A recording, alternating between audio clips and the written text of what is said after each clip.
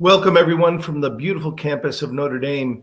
Someone just recently said to me, it's like summer went out like it owed somebody a good deal of money. And we were right up to like 85-degree temperatures. And that first day of fall came in, and we've had pretty heavy cold rains. It's been in the 50s and low 60s. Today, it's finally cleared up here on campus. It's clear and sunny with a high of about 60 degrees. So it's definitely cooler. And in particular, we want to extend our prayers from campus to everyone who's been affected by Hurricane Ian, the folks in Puerto Rico, those in Cuba, and then all of those along the Gulf Coast of Florida who have had to relocate homes and prepare for the impending damage of the storm. Our prayers are with all of them, especially the Notre Dame families among them, but everyone who's been affected by the storm and is dealing with its aftermath as we speak. I want to give, on a more trivial note, a little update on how we're doing football-wise, although some of you don't ever seem to find that too trivial. But we had a great road win at North Carolina, and this is a bye week for us on campus. And next week, we have our home game in Las Vegas, the Shamrock Series game against BYU. And then following the week after that, we'll be back on campus to host Stanford. So we're really hoping that we'll see you either in Vegas or back on campus, and we'll have an opportunity to reunite around Notre Dame football in the coming weeks. So we hope to see you soon. Today, we're going to have a lot of fun in this interview. I know I am, and we have the chance to interview and to meet two of the most accomplished Notre Dame student athletes of all time, for that matter. They have between them combined 6 individual NCAA championships, 12 individual Pan American championships, 3 Olympic medals, and both of them are in their 3rd year of medical school at the University of Kentucky. And to top it all off, just a couple of years ago, they were married. Lee Kiefer and Gerek Meinhardt, if you would join us at this time. Thank you, guys. So good to see you guys, and we're so proud of you, and really looking forward to having everybody get to know the two of you better today. So Lee, if you don't mind, let's start off with you. You hail from Lexington, Kentucky. Could you tell us where you guys are coming to us from right now in Lexington? Talk a little bit about, you have this incredible family history with fencing. If you could tell us a little bit about your family, about the history with the sport, and how you ultimately came to fencing yourself. Yeah, Lou, thanks for having us. We're so happy to be here, and I always love to talk about my family. We're very close. My fencing journey does start with my father. He was a walk-on on the Duke fencing team, and we're all sports fans here, so just trying to imagine, the culture shock and, the time commitment you don't realize that you sign up for when you join a sports team. But fast forward, many years later, he decided to throw his 3 kids into the sport.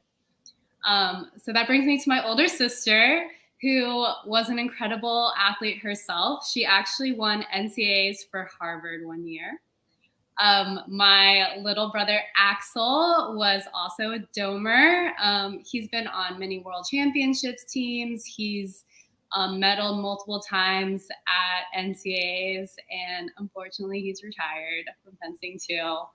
And then last but not least is my mom, fencing's #1 fan. And she could probably, hold her own ground if she was like thrown into a fencing match based off, all of her experience watching. But yes, I couldn't do fencing without any of them. So let me, did you think about going to Duke at all, or did you know that you wanted to come to Notre Dame? Oh, I grew up the biggest Duke fan. I was intent on going there, for 15 years of my life. And I had a college visit there and Harvard, where my sister was at. But, Notre Dame had the fencing program, it had the community, it kind of all fell into place. Did it hurt your dad that you didn't follow him to Duke a little bit at first? Um, to be honest, we were Duke fans, but now we're all Notre Dame fans real fast. Like, I think we converted him instantly. I love it. I love it. Great job at converting the rest of the family there. Good, well done. So how about you, Gerek? You grew up in San Francisco, and I understand that you began fencing at age of 9. And tell us a little bit about your family and your journey through the sport, and then ultimately how you chose Notre Dame. Yeah, so when I was about 7 years old, actually, my fencing story starts with piano lessons. I had started taking piano lessons from a classmate of my mom's when she was young, and that piano teacher was married to an Olympic fencer starting a youth club. So when I was 9.5 years old, I started fencing. I did both for a couple years. I would get dropped off on Fridays for my piano lesson at their house, and then Greg, my fencing coach, would drive me to fencing practice. And then ultimately, a few years into that, I was doing well with fencing, and my fencing coach was able to pull me away from his wife, and I was just focused on fencing from there on out. So, how are your piano skills? Are they still there, or have they been long since forgotten? Long since forgotten. Maybe one day I'll pick it up again. Maybe I'll ask if my piano teacher could come out of retirement and give me some lessons for old time's sake. We both took the elective at Notre Dame one year. That was really fun. Oh, you did? Yeah, you did. I love it. I love it. All right. So Gerek, say something about you won a particular honor at a ripe age of 16. You seem to kind of come on the scene at a very young age and have had a long period of pretty incredible success with the sport. Yeah, so when I was 16, the timing worked out really great. I had been doing well nationally, and at 16 in the summer, I won my first national championships. And at the time, I was the youngest in men's foil to have won a national championship. It was actually the season right before Olympic qualification, so it gave me a huge boost of confidence that pursuing the Beijing Olympics in 2008, which I never would have dreamed of the years leading up to that, was realistic. So it was a huge confidence booster and a big accomplishment for me, my coach, my family. I mean, it's pretty incredible. I mean, you've been to 4 Olympics already, and the two of you are training now, right, to make it to another one. This could be, Gerek, if everything works out, your 5th Olympics. People are lucky to make it to 1 Olympics. Does it get old? Does it change over time? Do you say, ho hum, I'm going to another Olympics? How does it still have that same thrill for you? It definitely has that same thrill. It also definitely changes. It's evolved. Like the first Olympics that I went to was just like a blur. It was exciting to be there. I was not a medal contender. It shows how far the United States has come in fencing, that now we're one of the top forces. Obviously, Lee won gold this past Olympics, and my team won its 2nd bronze medal in a row. That was not the case in 2008. And so each Olympics, it evolves. And honestly, the Olympics itself is an incredible experience, but the thrill of trying to qualify for it and just being in competition against these people who you respect, who you've been fighting with your whole life in some cases, and in some other cases the guys you're competing against are 10 years younger than you, and they're new on the scene with new youthful energy. So it's always a fun experience, and we're both excited for this next run towards Paris. So Lee, you were one of the first persons in the most recent Olympics to win gold for the United States, and I think it was the first women's foilist gold in the history of our country. Tell us a little bit about that moment and everything that kind of led up to it. Were you surprised? Did you expect to win? What was that experience of euphoria that you had in that moment? Yeah, there's so much, context I could throw in for Olympic preparation. The timing of the pandemic and the games getting pushed back. My own timing with, taking a little bit time off with medical school and not exactly knowing where all of those would intersect. Once the Olympics were back on, we spent a lot of time as a whole foil team training at the Olympic Training Center in Colorado.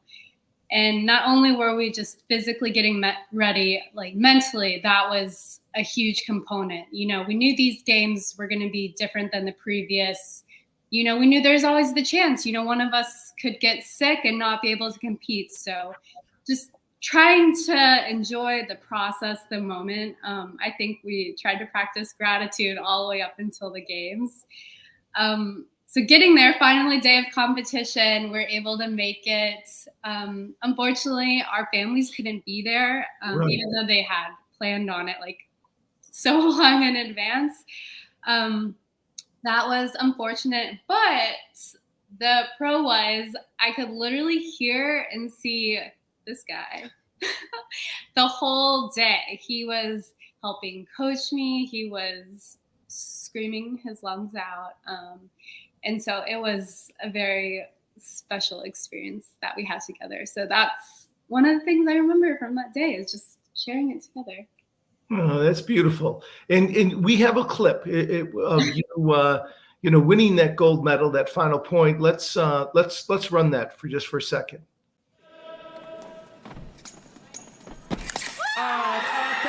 A gold medal for Lee Kiefer and the United States.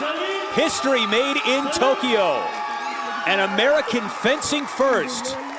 Lee Kiefer becomes the first American man or woman to win individual foil gold, or for that matter, a medal of any kind on the Olympic stage. Wow, that brings tears to my eyes just watching it. It's just, having seen it again, that's such a pinnacle of accomplishment. And it's interesting that you said that you felt Gerek with you every step of the way. It almost sounds like you were saying congratulations afterwards to your coach. Did I hear that correctly? Yes, yeah. Coaches believe and have the vision before the athletes, 100% of the time. And yeah, I just saw his face. I was like, Coach, we did it. You did it. We're here. Who would have thought? So how long have we been working together? Close to 20 years. So that's amazing. That's amazing. So that's very selfless. When you win something like that, to kind of be pointing at Gerek's presence and his coaching, and to thank your coach right away. And it's a beautiful way to kind of share the joy of that accomplishment. But what was it like for you guys? You didn't even know if the Olympics were going to come off.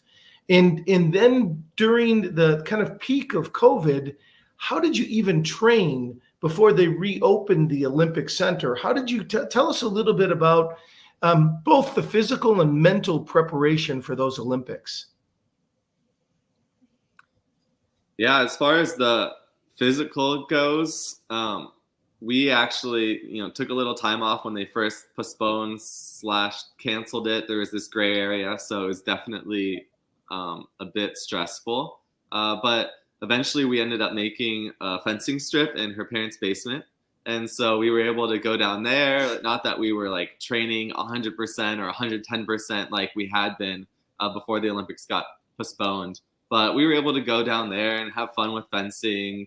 Her brother, who we mentioned was a fencer, but also her brother's girlfriend, Sammy, who was also on the Notre Dame fencing team, and they both won several team championships together, would fence with us. And so we got to kind of keep our skills up while at the same time just being very unsure, like you said, and at least having each other going through it together, and also being able to talk with some of our teammates who were in this unsure situation as well, made it something that we were able to get through, thankfully.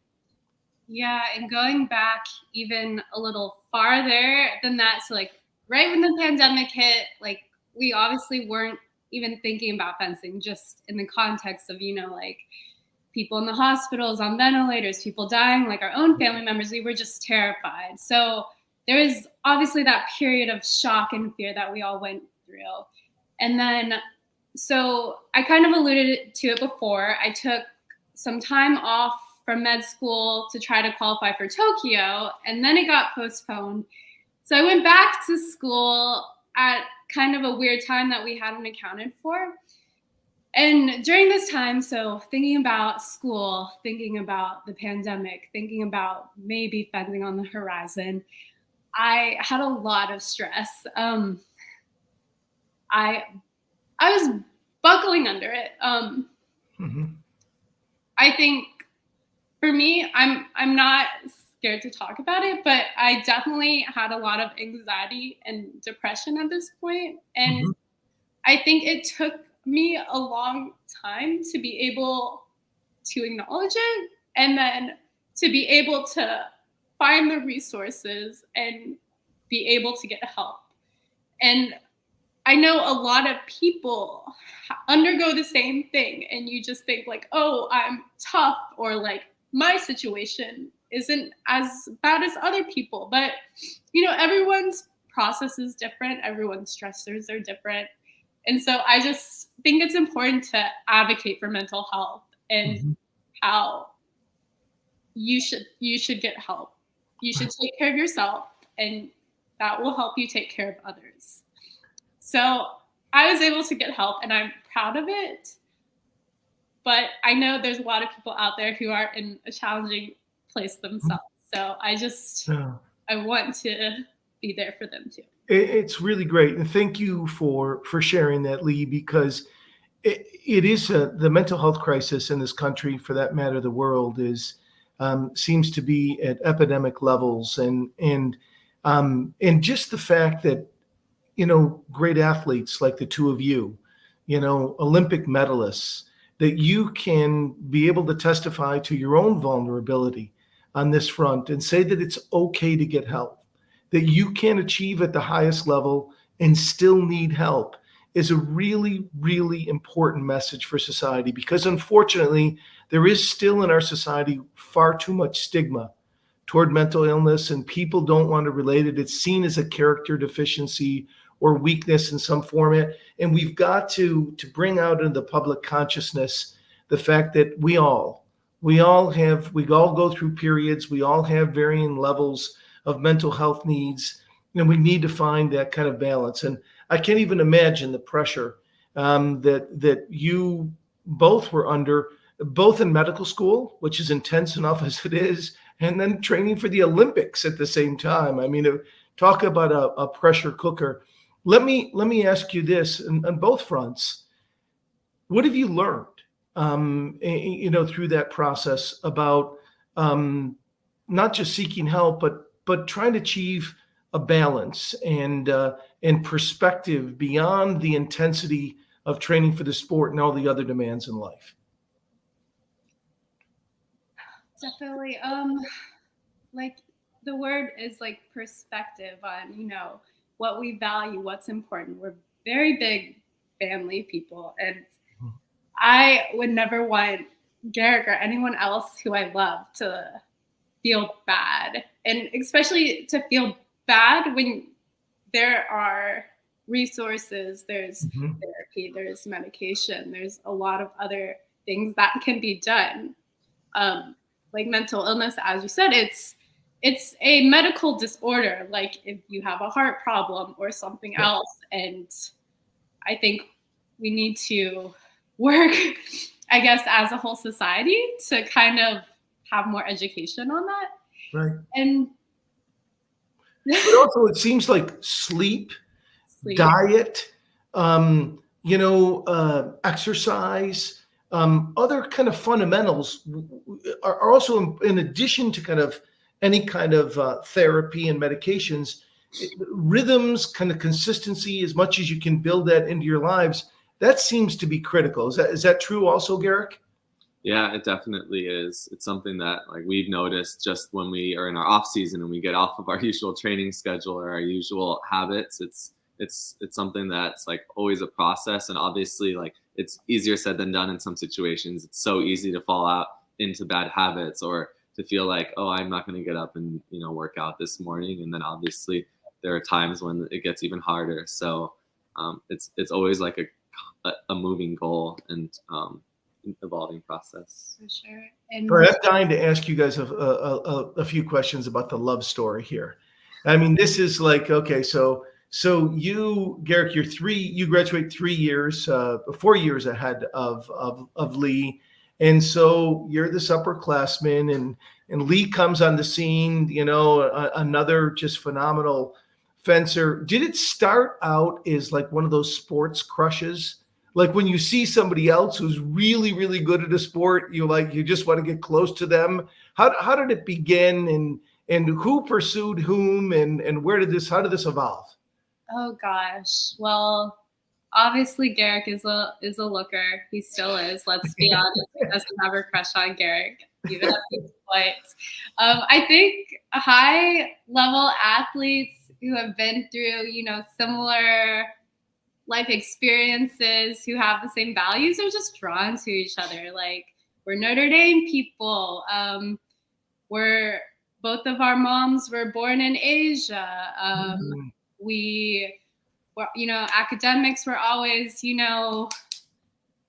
enforced in our household, but also like laughing is like a huge part of our personalities. So, and I think also just, not only are we obviously elite athletes that can understand like each other's goals and the work ethic that we have in pursuing those goals, but being like international fencers too, it is a very unique lifestyle. Like being in high school and traveling to all these tournaments and being gone 2 weeks, it kind of like isolates you in a way. You have this fencing community that you get to see, and you get to go to all these amazing places and have these incredible opportunities to travel the world and experience different cultures. But at the same time, you get home and you're like jet lagged. You have 3 exams to make up. Yeah. Your friends were doing things 2 weekends in a row without you. And so I think being able to relate and stuff like that as well helped us get closer, like obviously as friends, and then evolving into the relationship we have now over time. So do you guys remember a first date, or did it just kind of like, did it morph and it was kind of like a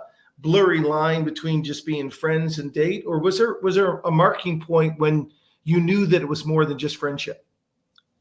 We do not remember our first date. We were trying to like pick our brains about it, but while we were at Notre Dame, one of our go-to spots was Creation that we would go to. It's on Ironwood, and so anyone in the area, we highly recommend it if you haven't been there. It is delicious. I've been there several times. Creation's a great place. So that was where you guys would hang out, and then you stuck around there, Gerek.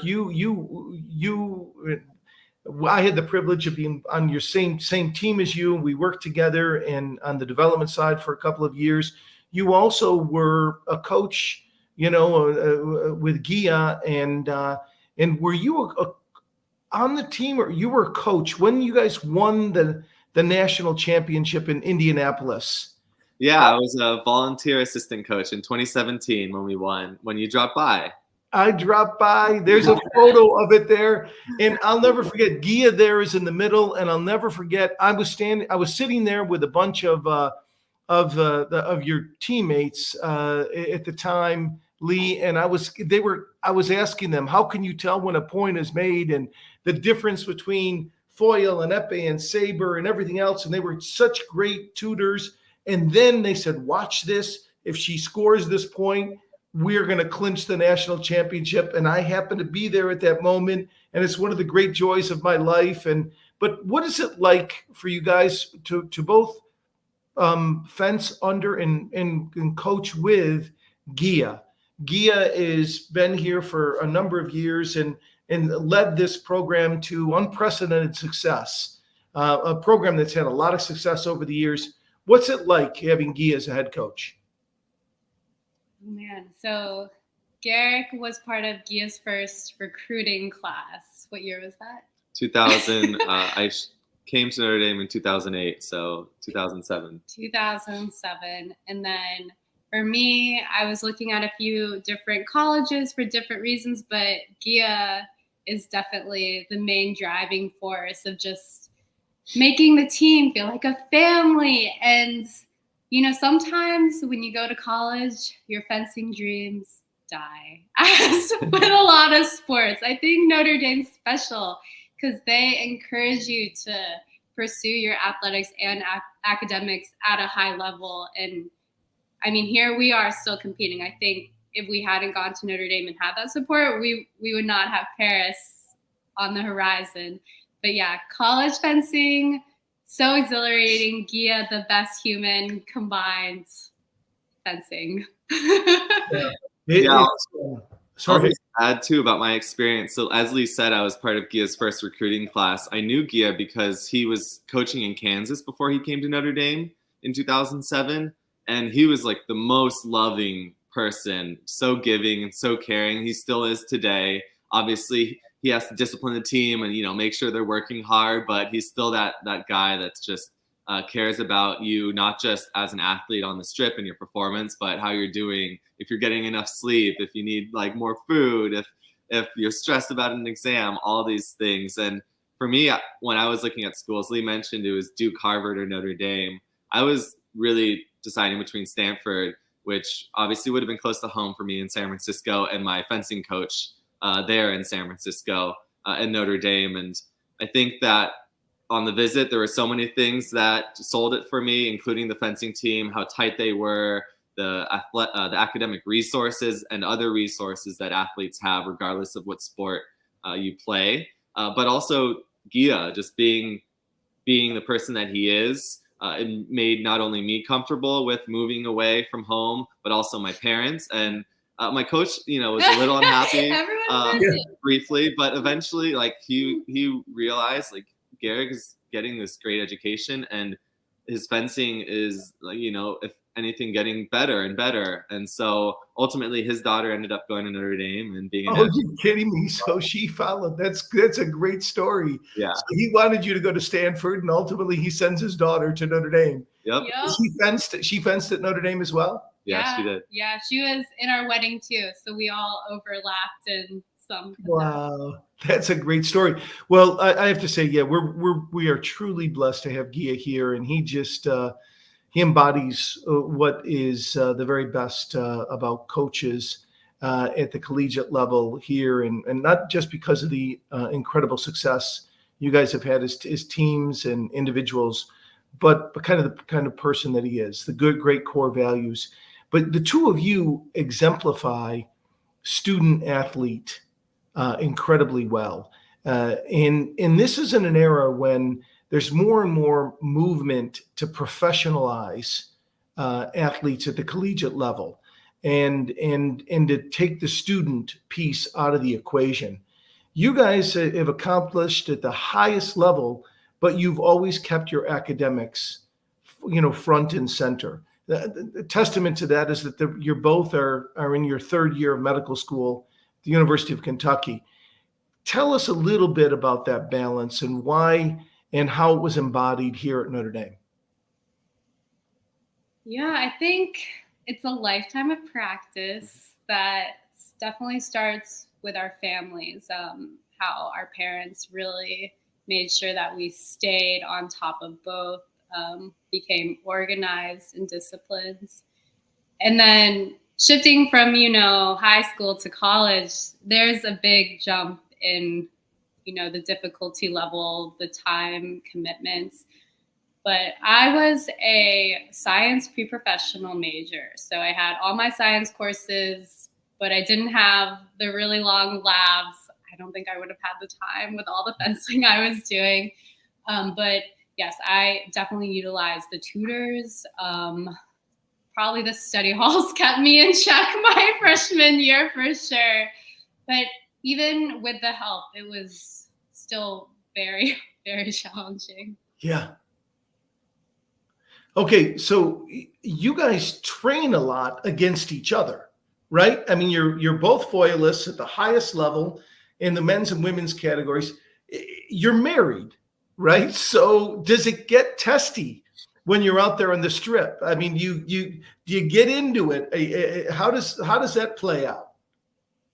We definitely get into it here and there. It's actually been pretty smooth lately, so maybe tomorrow's practice it'll be a little fiery. Well, you never know. But I feel like we do really well at separating the fencing practice from married life once we leave. So we'll like get into it, we'll argue, and then usually we end up laughing about it later. And we're like, well, that's a sign of a good practice because we're gonna have that fire. We're gonna want to like beat our opponent when we get to the competitions. If we're just out there laughing and having fun the whole time, and we're probably not training the right way to win. So yeah, we're competitors at heart for sure. But there's like the other side where like I'm having a bad day. I'm just like getting my butt handed to me. And like he'll be like, what's going on? Like, this is what you're doing. He'll like coach me in practice, and I'll do the same for him, like discussing our strengths and weaknesses. So yes, we have like the emotional, visceral intensity, but we also have the more strategic, the kindness that you kind of need at other moments too. It's very dynamic. That's great. That's going to be critical to the marriage over the long haul, and someday you won't be fencing against each other, I imagine. What do you? So you're both gearing up for the 2024 Paris Olympics. This is now you've taken a break from medical school just recently, and my understanding is they're going to hold your places until after you come back for your final year of medical school at Kentucky, which is great. And so you're both all in for the Olympics. What does that look like? How do you train for that? How many events? You must be traveling all over the world. Do you get money from the U.S. Olympic Committee to get to those events? How does this all play out? Yeah, great questions. There's so much that goes into making an Olympic team.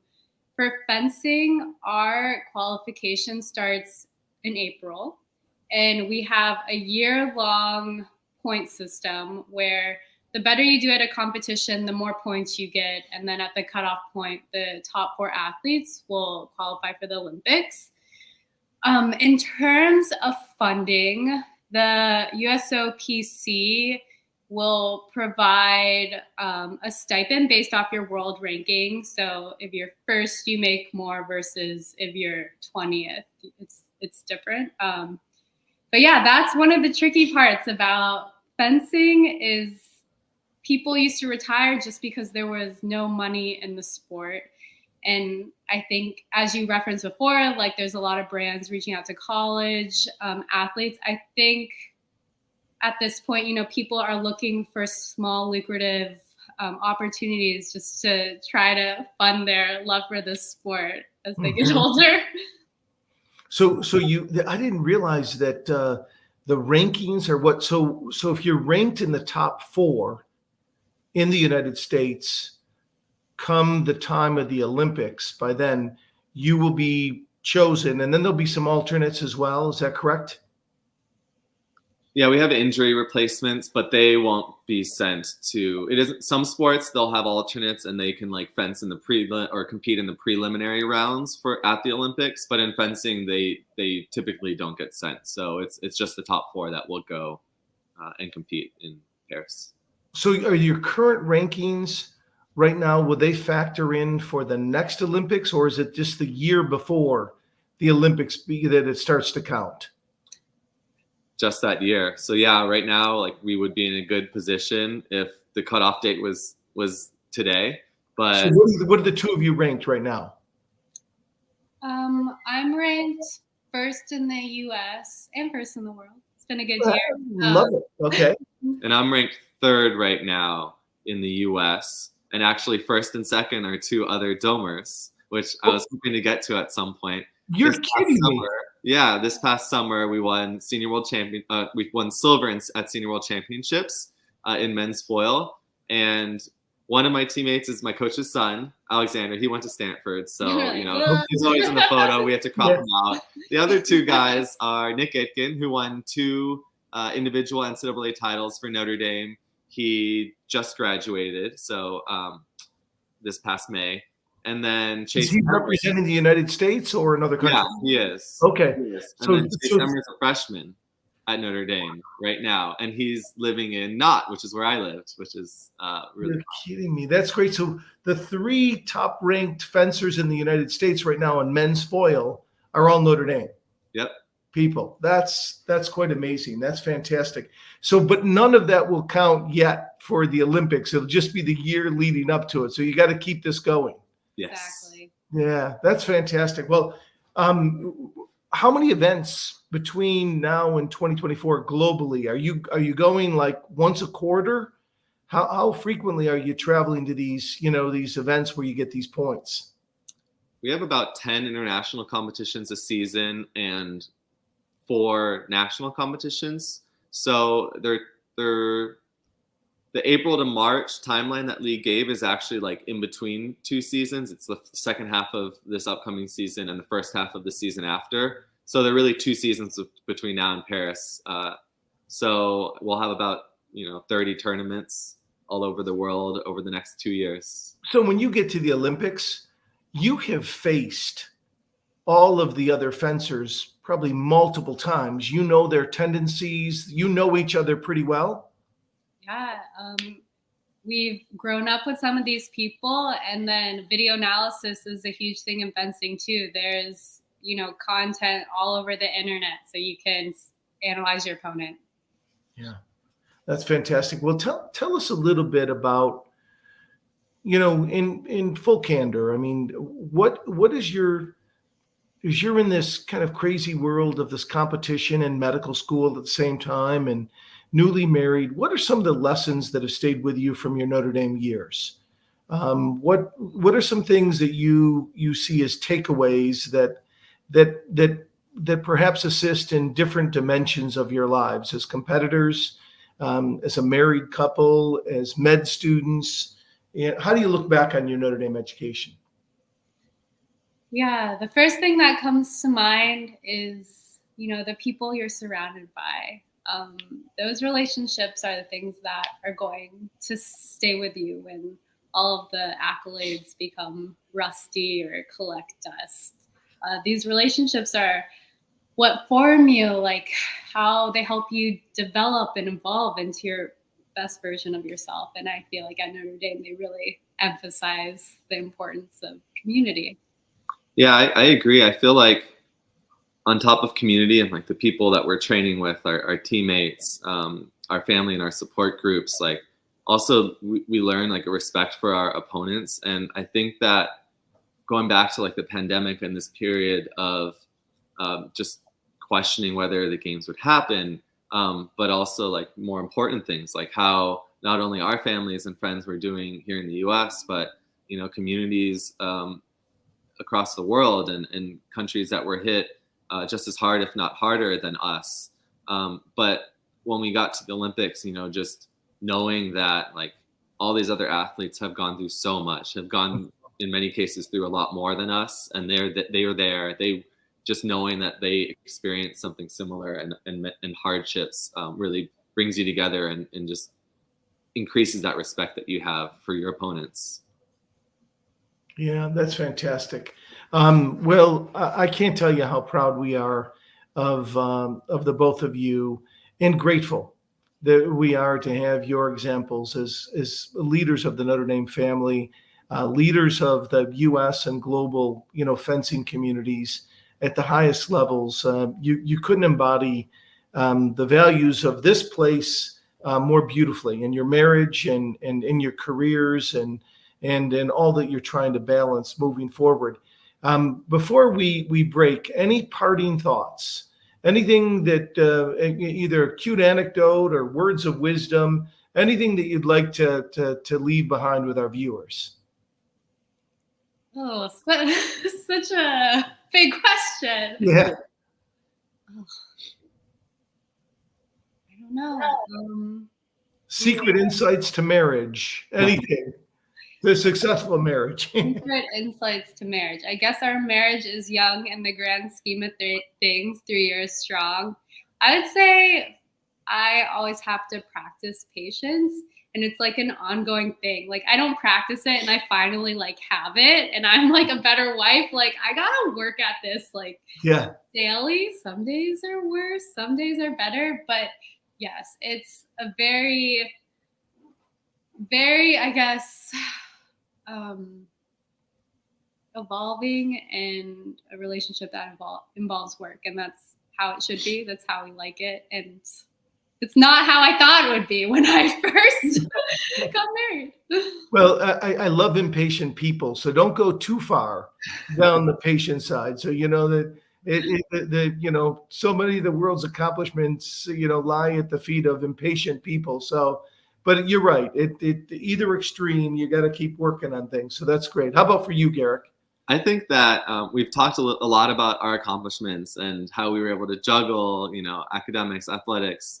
But it's really important for us always to communicate that we struggle. And Lee obviously shared some of the mental health struggles that she had, and how that's, something that she deals with every day, and it changes. But also just competition-wise, we've accomplished all these things. We've had terrible days too, and you just push through it. Like the student athlete thing, we're third-year medical students. It seems like we've got it all figured out and we're just gliding. It's a battle every day. Like we get stressed. We feel like we failed. We have all these feelings, and those are situations where it's like the most important to reach out and to be okay with that. Like own it.